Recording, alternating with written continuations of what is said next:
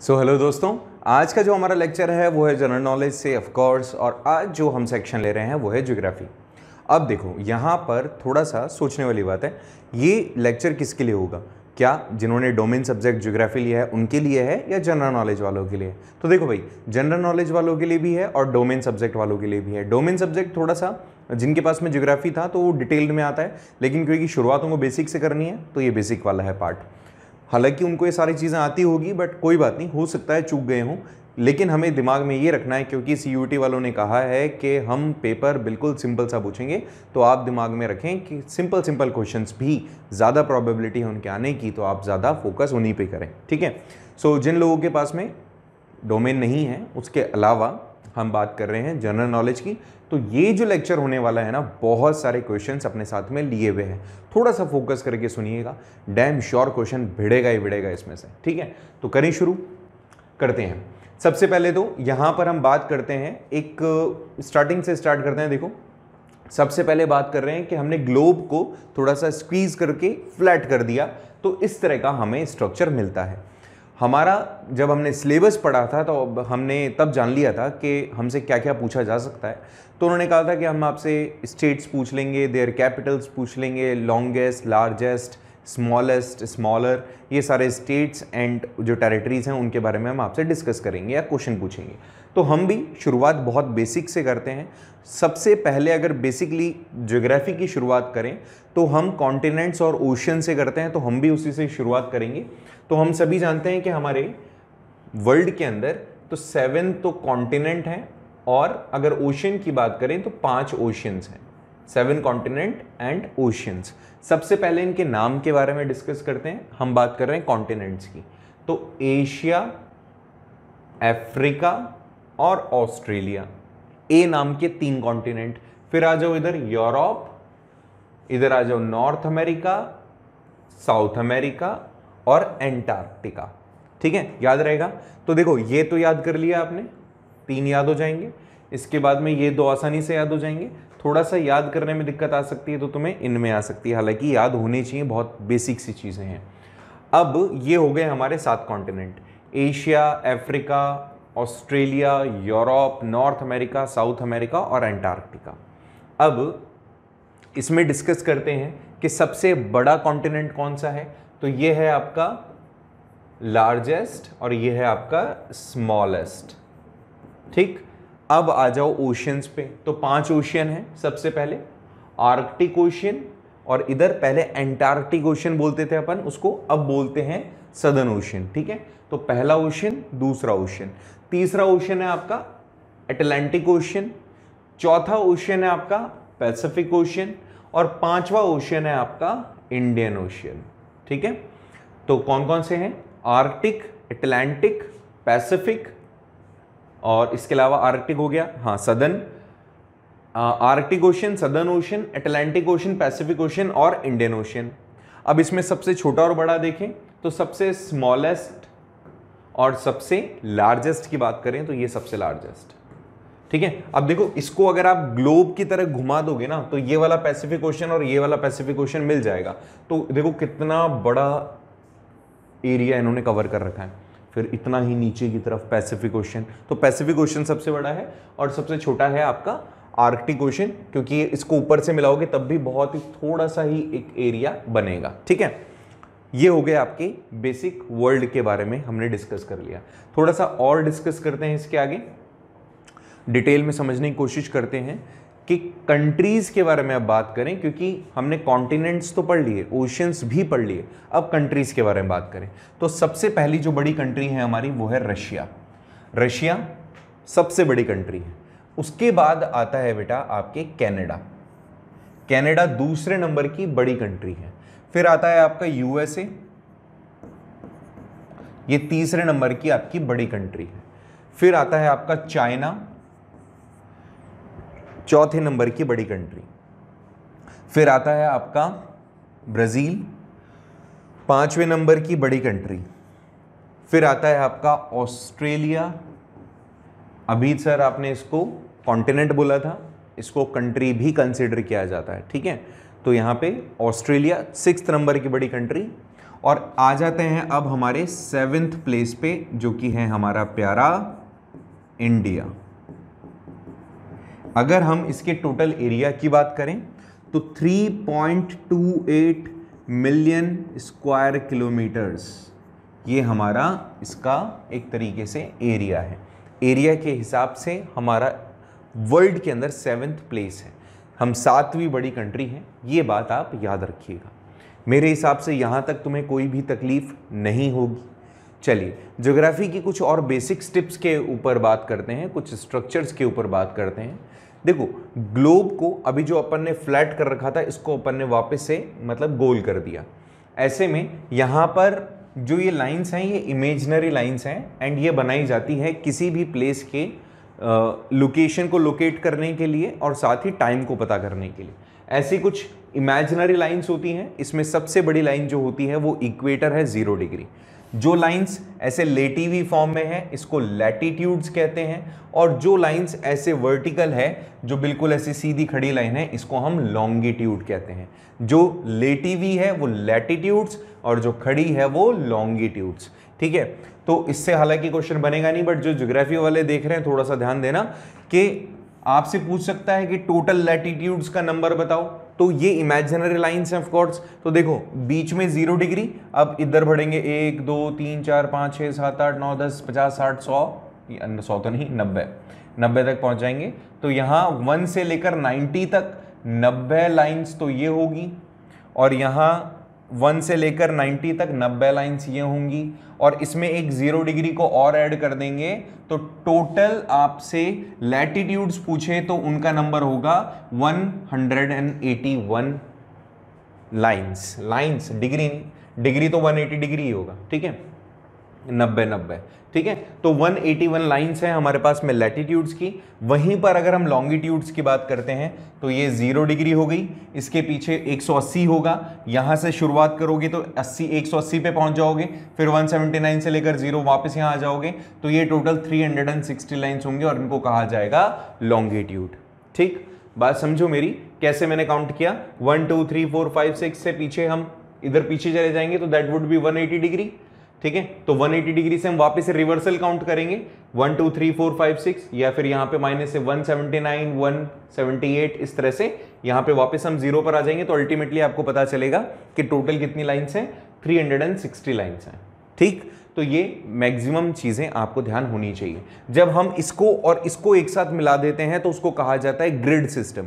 ठीक है, grid system, camera के अंदर आप रिकॉर्डिंग जब करते हैं तो उसमें भी ग्रिड पैटर्न आता है, तो ये ग्रिड सिस्टम कहलाता है। जिससे हम क्या करते हैं, जैसे ये कोई लाइन आ गई, ये देखो यहाँ, तो हम इस पॉइंट को मार्क कर लेते हैं, इस पॉइंट से हमें पता लग जाता है उस प्लेस का लोकेशन। हवाई जहाज में जब आप बैठ के जाते हो या कोई भी आप जोमेटो पे या फिर कोई मैप पे अगर कोई प्लेस सर्च करते हो तो वो मैप ऑटोमेटिकली उसका लॉन्गिट्यूड और लैटिट्यूड जो लाइंस हैं उसको मेज़र कर लेता है और फिर वहाँ पर आपको पहुँचा देता है। ऐसा नहीं है कि सारी चीज़ें उसमें सेट होती हैं। हवाई जहाज को ऑटो पायलट मोड पे जब आप डालते हो तो वो लॉन्गिट्यूड और लैटिट्यूड्स को वहाँ पर आपको फीड करना होता है और फिर वो ऑटोमेटिकली उस प्लेस पे तुम्हें ले जाता है। तो यहाँ तक मेरे हिसाब से तुम्हें समझ में आ गया होगा। थोड़ी सी और जनरल हम बात करते हैं। यहाँ पर अगर हम डिवीज़न करें तो अगर हम पूरे ग्लोब को एक तरीके से बॉल के टाइप में, जैसे यहाँ खुला हुआ है और खोल के रख दें, तो ये ऊपर वाला हिस्सा इसको नॉर्दर्न हेमिस्फीयर कहा जाएगा, नीचे वाले हिस्से को सदर्न हेमिस्फीयर कहा जाएगा।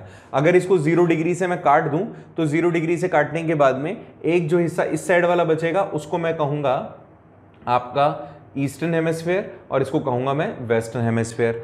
Northern eastern hemisphere, northern western hemisphere, southern eastern hemisphere, southern western hemisphere. ठीक है, अच्छा, इन 0 डिग्री के अलावा भी कुछ लाइंस होती हैं। 0 डिग्री आपका इसको इक्वेटर कहते हैं, जो कि सबसे बड़ी लाइन होती है। इक्वेटर के पहले ऊपर की तरफ आएगा ट्रॉपिक ऑफ कैंसर, जिसको 23 डिग्री एंड हाफ में हम कंसिडर करते हैं, और उसके नीचे आता है Capricorn 23 degree and half southern. ठीक है, तो ये देखो, अगर इक्वेटर के ऊपर है तो हम एन लगाते हैं, इक्वेटर के नीचे है तो हम एस लगाते हैं। क्यों? क्योंकि ये नॉर्थ को रिप्रेजेंट करता है और ये साउथ को रिप्रेजेंट करता है। इक्वेटर से हम इसका डिवीजन कर देते हैं। इसके और ऊपर बात करें तो आर्कटिक अभी आर्टिक ओशन पढ़ा था ना हमने, तो आर्कटिक सर्कल और नीचे क्या है, अटलांटिक आपका कॉन्टिनेंट है, तो अटलांटिक सर्कल, ठीक है। तो यहां पर 66 डिग्री एंड हाफ साउथ और उधर 66 डिग्री एंड हाफ नॉर्थ। तो यहां पर इनका नाम आप याद रख लेना। इक्वेटर इंपॉर्टेंट है, ट्रॉपिक ऑफ कैंसर इंपॉर्टेंट है हमारे लिए, ट्रॉपिक ऑफ कैप्रिकॉन ज्यादा इंपॉर्टेंट नहीं, बस ये 2 लाइंस आपके लिए ज्यादा इंपॉर्टेंट है क्योंकि ये भारत से होकर गुजरती है और इससे हम डिवीजन करते हैं हमारी अर्थ को। तो ये बेसिक सी चीज थी। चलिए और इसको थोड़ा सा और आगे डिस्कस करते हैं अपन। जैसे अभी हमने इन सब के बारे में पढ़ा, इन सब को आपको ज्यादा याद रखने की जरूरत नहीं है, बस ये 2 चीजें आप अच्छे से पढ़ लीजिएगा, ठीक है। आ जाइए नेक्स्ट पॉइंट पे। Okay just a second. ये वही जैसे अभी मैंने आपको बताया ग्रिड पैटर्न, जैसे मुझे यहां पहुंचना है तो मैं इसका लॉन्गिट्यूडनल और लैटिट्यूडनल एक्सटेंशंस पता कर लूंगा और ऑटोमेटिक मैं वहां पहुंच सकता हूं। Now it's time for discuss our map. सबसे बड़ी चीज आपको ये चीज पता होनी चाहिए कि हमने कैसे इसको डिजाइन किया है, ठीक है। हमने ये जो बताया मैंने आपको कि 7th लार्जेस्ट हमारा कंट्री है, तो 7th लार्जेस्ट मैंने कैसे कंसीडर किया, कैसे इसको मैंने नापा, कहाँ से अर्थ हमारा मतलब कहाँ से हमारा इंडिया शुरू होगा। तो देखो बहुत ही सिंपल सा एक आप दिमाग में पैटर्न बैठा लेना। मैं फिर कह रहा हूँ, आपने कोई भी लोकेशन जो पता करनी होती है वो लैटिट्यूड और लॉन्गिट्यूड्स के बिहाफ पे पता करनी होती है। अगर मैं इसको 0 डिग्री मान लेता हूँ, जो कि नहीं है बट फिर भी मान लेता हूँ मैं, ऐसे समझो कि यहाँ पर ये 0 डिग्री है, ये 0 डिग्री है, ये 0 डिग्री है और ये 0 डिग्री है, ठीक है। अब कोई भी, ये मैंने आपको बताया था नॉर्दर्न हेमिस्फीयर हो गया, ये आपका सदर्न हेमिस्फीयर हो गया। अगर कोई कंट्री यहां लोकेटेड है तो इसको हम क्या कहेंगे, इसको हम कहेंगे नॉर्दर्न हेमिस्फीयर में है। तो जब हम काउंट करेंगे ना ऐसे 1 2 3 4 5 6 से 90 तक जब हम काउंट करेंगे तो उसके एक्सटेंशन के आगे हम n लगाएंगे। और जब हम इधर से, जो कि प्राइम मेरिडियन होता है, देखो यहां पर आपको ये 0 डिग्री दिख रहा होगा प्राइम मेरिडियन, इससे भी अभी हमने एक लाइन तो ये देखी है ना, तो एक लाइन ये देख रहे हैं, तो अगर ऊपर है तो नॉर्थ, नीचे है तो एस, और एक प्राइम मेरिडियन से इस तरफ देखेंगे, इस तरफ वाली कंट्रीज के लिए हम ई यूज करेंगे, इस तरफ वाली कंट्रीज के लिए हम डब्ल्यू यूज करेंगे। कहां यूज करेंगे, यहां यूज करेंगे।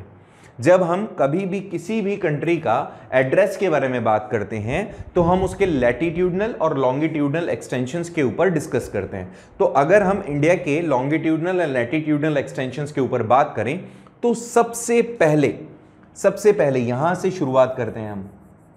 इंडिया की शुरुआत यहां से होगी, तो हम काउंट करेंगे 8 degree and 6 minute north, north मतलब क्योंकि इक्वेटर से नॉर्थ की तरफ है, और ये बिल्कुल सीधा चले जाएंगे अपन यहां तक 37 डिग्री 6 मिनट्स नॉर्थ।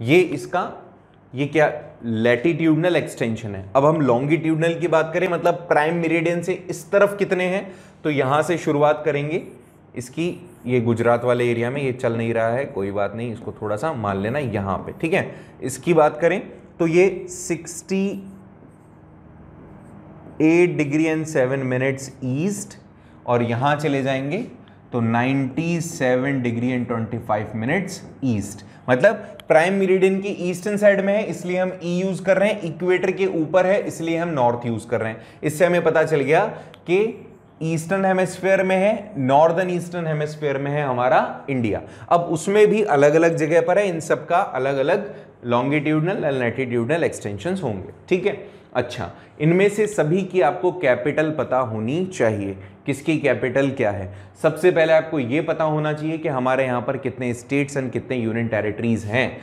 तो सबसे पहले हम बात करते हैं हमारे यूनियन टेरिटरीज की, क्योंकि अभी एक बच्चे ने कमेंट किया था, उसमें उसने बोला था हमारे यहाँ पे 28 स्टेट्स एंड 9 यूनियन टेरिटरीज हैं। आपको थोड़ा सा अपडेट होने की ज़रूरत है बेटा। मैंने आपको बताया भी था कि हमारे पास में एट प्रेजेंट 28 स्टेट्स हैं और 8 यूनियन टेरिटरीज हैं। अगर आप लेटेस्ट मैप को देखेंगे तो देखो Dadar Nagar Haveli and Daman and Diu, इन दोनों को मिलाकर के एक बना दिया गया। पहले ये कितने होते थे, अलग अलग होते थे। और जम्मू एंड कश्मीर आपका एक तरीके से स्टेट कंसीडर किया जाता है, जो कि अब यूनियन टेरिटरी है। तो अल्टीमेटली ये 2 बड़े थे, 7 यूनियन टेरिटरीज हुआ करते थे हमारे पास में, 2 ये बढ़ गए तो 9 हो गए, लेकिन एक यहां से कम हो गया क्योंकि इनको एक ही बना दिया गया, तो अल्टीमेटली हम 8 हो गए, यूनियन टेरिटरीज 8 हो गए। अच्छा, एक और चीज़ सुनने वाली, समझने वाली, सोचने वाली कि इनमें से सबसे बड़ा यूनियन टेरिटरी कौन सा है। अगर एरिया वाइज बात करेंगे तो जम्मू एंड कश्मीर सबसे बड़ा यूनियन टेरिटरी है, और सबसे छोटे यूनियन टेरिटरी की बात करेंगे तो हम लक्षद्वीप को कंसीडर करेंगे सबसे छोटे यूनियन टेरिटरी के बिहाफ पे। ये हमने कंसीडर किया है एरिया वाइज। अगर मैं पॉपुलेशन वाइज डिस्कस करूं तो दिल्ली सबसे बड़ा यूनियन टेरिटरी होगा और सबसे छोटा यूनियन टेरिटरी पॉपुलेशन वाइज होगा आपका लक्षद्वीप। बात समझ में आई? चलो, बहुत अच्छी बात है। तो एक हो गया हमारा जम्मू एंड कश्मीर, लद्दाख, दिल्ली, चंडीगढ़, इधर आ जाए दादर नगर हवेली, दमन एंड दीव, लक्षद्वीप, और आ गया आपके अंडमान एंड निकोबार आइलैंड्स। ठीक है, और ये आपके एक और ये पौंडीचेरी या पुद्दुचेरी जिसको कहते हैं, वो भी आपका यूनियन टेरिटरी है। तो इस तरह से 8 यूनियन टेरिटरीज हमने डिस्कस कर लिए। अब आ जाएं स्टेट्स पर। देखो, कैपिटल्स तो तुम्हें खुद को याद करनी पड़ेगी। आप मतलब इसमें मैं आपका कोई स्पेसिफिकली हेल्प नहीं कर पाऊंगा, इसमें आपको खुद को ही याद करना है सब कुछ। हालांकि आपको स्टेट्स पता करने में मदद कर सकता हूं, जो ऑलरेडी मैंने एक वीडियो में सिखाया है, जिसका लिंक मैंने डिस्क्रिप्शन बॉक्स में दे दिया है। अब देखो, इसमें आपको क्या याद करना है, इसमें आपको सबसे बड़ा स्टेट याद करना है। तो एरिया वाइज तो राजस्थान सबसे बड़ा स्टेट है, एरिया वाइज बात कर रहा हूं मैं, जबकि पॉपुलेशन वाइज उत्तर प्रदेश आपका सबसे बड़ा स्टेट है। ठीक है, पॉपुलेशन के हिसाब से लगभग 20 करोड़ की पॉपुलेशन है उत्तर प्रदेश में, तो सबसे बड़ा उत्तर प्रदेश 2011 के डेटा के हिसाब से बता रहा हूं, और एरिया वाइज राजस्थान। अगर मैं सबसे छोटे एरिया वाइज किसी स्टेट की बात करूं तो गोवा सबसे छोटा स्टेट है, गोवा में एरिया वाइज सबसे छोटा स्टेट, और पॉपुलेशन वाइज सिक्किम सबसे छोटा स्टेट है हमारा। तो ये कुछ बेसिक सी चीज़ें थी ज्योग्राफी से रिलेटेड जो मैंने आपको आज के लेक्चर में बताई। होपफुली ये सारी चीज़ें तुम्हें पता नहीं थी तो अब हो गई है। अच्छा, 2-3 चीज़ें और मुझे याद आ रही है जो इसमें मुझे आपको बताना बनता है। देखिए, अगर मैं इसके टोटल एरिया की बात करूं तो एक टोटल एरिया तो अपन ने देख लिया 3.28 मिलियन स्क्वायर किलोमीटर ना, लेकिन अगर मैं ऐसे डिस्टेंस पता करूं तो यहां से यहां तक का मतलब गुजरात के इस छोर से अरुणाचल प्रदेश के उस छोर तक का टोटल अगर मैं किलोमीटर्स में नंबर निकालूं तो दैट वुड बी 2933 किलोमीटर्स। और अगर मैं ये कन्याकुमारी से जम्मू एंड कश्मीर तक ऊपर ही ऊपर तक चला जाऊं तो दैट वुड बी 3214 किलोमीटर्स। ठीक है, ये भी याद रख लेना। मतलब यहां से यहां तक का जो डिस्टेंस है दैट इज अप्रोक्सीमेटली 3214 किलोमीटर्स। और अगर मैं गुजरात के इस एरिया से अरुणाचल प्रदेश के उस छोर तक चला जाऊं तो दैट वुड बी 2933 किलोमीटर्स। ठीक, अच्छा, और ओवरऑल मैंने आपको बता ही दिया, इतना ये ओवरऑल है। स्टेट स्मॉल कौन सा है, लार्जेस्ट कौन सा है, वो भी ऑलरेडी मैं आपको बता चुका हूं। होपफुली ये लेक्चर आपको पसंद आया होगा। 9 बजे जरूर से हमारे चैनल पर आकर के जो क्विज हम खेलते हैं 10 क्वेश्चन वाली, वो भी जरूर देखिएगा। वो आपके करंट अफेयर से रिलेटेड है, वो तो सभी लोगों को देखनी पड़ेगी। तो आकर के जरूर देखिएगा और बताइएगा कमेंट करके कि क्या आपको सबसे बेस्ट पार्ट इसमें लगा या और क्या आपको पढ़ना है। Thank you so much for watching this video. मिलते हैं नेक्स्ट वीडियो में।